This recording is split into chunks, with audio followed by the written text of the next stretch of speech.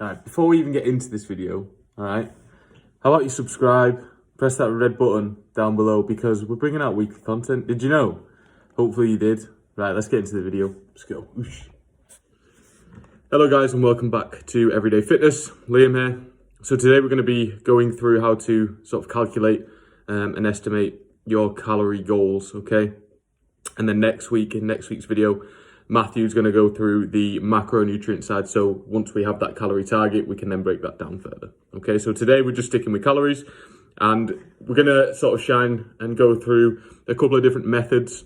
And then I'm going to give my opinion on which one I would sort of side with and I think is better than the other. That's for a couple of reasons. So first and foremost, why it is important. So why is it important to sort of determine what calories we need to be on, okay? Now, first and foremost, the calorie target that you are working out, okay, so you're calculating is your maintenance calories. It's not the calories that you should cut on to put yourself in a deficit with. And then similarly, it's not a surplus budget of calories, okay? This is your maintenance, and then from there, you can then sort of establish what calories you need to be hitting for your goal, okay, and progression towards that goal. So most people, before we sort of dive into working these out, most people have issues sort of estimating their own calories. Now, this is through either poor trial and error or just sort of naivety when it comes to their own bodies.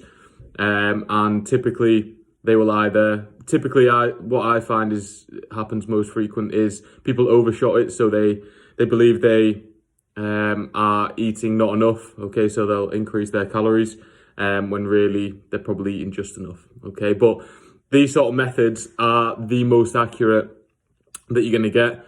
Essentially, what we want to be aiming for is as close to exact as possible, but obviously it's working within the ranges that we have, okay?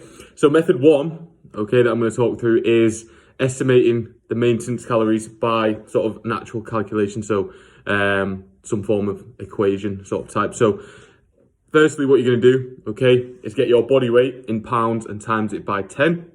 Okay, so grab your body weight, times it by 10, and that should give you a rough estimate. So in this case, we're just going to take a 200-pound male, okay, times that by 10, that's 2,000 calories, okay, and then this becomes the tricky part, okay, we need to then multiply this by sort of like an activity level, okay? So that range is going to be between 1.3 and 2.2, okay? So I'll put it up there, okay? And that is sort of the first bit of the equation, okay? So 1.3 to 2.2, okay? So we have the 2,000 calories that we firstly sort of established just from weight, times that by 10, and now we've got this activity level. Now, this is obviously a range dependent on your activity. Now, what I don't want people to get confused is taking activity just as sort of resistance training and cardio, okay? Because it's not just that. Obviously, that comes into it. But we're going to work off the presumption that anybody watching this video is in some form of resistance training sort of based programming right now. Okay, so if that is you and you're training maybe minimum 3 times a week and maybe going all the way up to maybe a 6-day week split, okay, then we need to then consider our NEAT, okay? And that is our non-exercise activity thermogenesis, okay? So effectively, the calories that you are subconsciously burning. So any calories that are outside of sort of regulated exercise and controlled sort of expenditure, okay? So everyday activities being up and down the stairs, okay, walking to the kitchen, standing. So anything posture-based as well, that's going to come into it. And that level of expenditure is obviously different and subjective to each individual, so we have to be as accurate as possible. So the difficulty that this method is going to sort of bring, in my opinion anyway, is it's sort of where do we put ourselves within that range. Now, some people will automatically assume that because they train 6 days a week that they must be at the 2.2, the top end of the scale, when potentially their sort of NEAT might be quite low, because obviously this is, our NEAT for the record is one of the sort of biggest ways that we expend energy. So essentially we do need to pay close attention to it. So we can't just assume that because we're training to a high enough intensity and potentially doing a lot of cardio, that we need to be sort of at the upper echelon of that scale, because that might not be the case. And in them cases, if you put yourself there, you might find that instead of your weight dropping potentially, which is what you're aiming for, that your weight is potentially stalled or even increasing in some cases. Okay, so the main sort of difficulty with that's going to sort of arise is sort of the lack of accuracy that brings, because, as I said before, your NEAT is so subjective that because it's so different for everybody, that it could have a different effect for each individual. So you could potentially keep going with this method, and over maybe the course of 4, 6, 8 weeks, you will probably get there eventually, because you will just alter the scale number. So if you weren't at 2.2, you'd maybe drop to 2. Okay, and if that was still too high, you maybe drop to 1.8. But you're going to have to give that a couple of weeks per sort of range variant to make it a fair test. So that's the first method. Obviously, it is going to be ideal in some cases, because for some people this next method might be too sort of nitty gritty, and they might not have like the desire to use this method. However, we'll talk through it now. So this method, in my opinion, okay, I'm not going to say whether it's more beneficial or not, I'm just going to talk through it, but this is essentially, it's going to prove more like trial and error based, and it's going to require a lot more sort of time and focus with this. You're going to need to be patient, first and foremost, and you're going to have to dedicate a minimum of, I would say, 2 weeks to this. So in some cases, people obviously slip up at the weekends and stuff like that. But if you really want to determine your calories and exactly what your maintenance is, then you need to stick to it as much as you can. So a minimum of 2 weeks, in my opinion, more the better, really. But I won't really go above 4 weeks, in all honesty.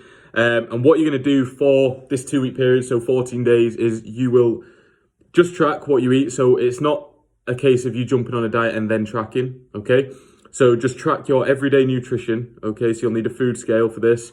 Everyday nutrition for 14 days. Just see what the calories are that you are eating and that you're intaking. And then that will provide you with an average over the 14 days. So you'll add that average up, okay? So you'll average the 14 days and divide by the number of days, and that will give you a rough estimate of the calories you've been eating and consuming per day, okay? And similarly with that, alongside and simultaneously, we are going to be taking body weight every day, okay? So exact same again. Keep all variables controlled, okay? So morning, pre-dump, okay? Don't eat, empty stomach, and that's going to keep it sort of reasonable and as fair and precise as possible. And then over the 14 days, you're then going to be able to compare, firstly, the weight potentially lost or gained, okay, whichever sort of it is, against sort of the calories that you've consumed over that period of time. So let's just take an example and say that you've been consuming 2,200 calories, okay, on average across the 14 days, and you have gained 2 pounds, okay? Now, if we sort of convert 2 pounds into sort of a numerical value, okay, it's going to put 7,000 calories per se of fat, okay, and that is exactly that. So one pound of fat is 3,500 calories. So if we times that by 2, obviously that brings us to 7,000. Now, a 7,000 calorie surplus, effectively, obviously, it's not all potentially going to be from fat, okay. There is other variables that come into it, but for argument's sake, let's just take that as it's our most sort of accurate sort of value that we can put on it. We're then going to divide that 7,000, okay, by the 14 days and see how many calories we have been in a surplus for per day on average, and that is going to bring us with 500 calories. Okay, so that means potentially that you are 500 calories in a surplus as opposed to sort of your maintenance. So you've kind of overshot. But that's fine, because that's your nutrition, and now you know. Okay, so now you know that if you take that 500 and subtract it from the 2,200 that you were averaging, that's going to bring you out with a nice round figure of around 1,700 calories, and that is going to prove to be your maintenance. Okay, and then from there, obviously, you can put yourself in a surplus or a deficit, respective to your goal. So hopefully that makes a bit of sense. Essentially, with that second method, all you need to do is find out how many calories you are over/under, and then subtract that from what you're obviously consuming. Okay, and that's just going to give you your maintenance. then you can work from there, put yourself into a deficit / surplus.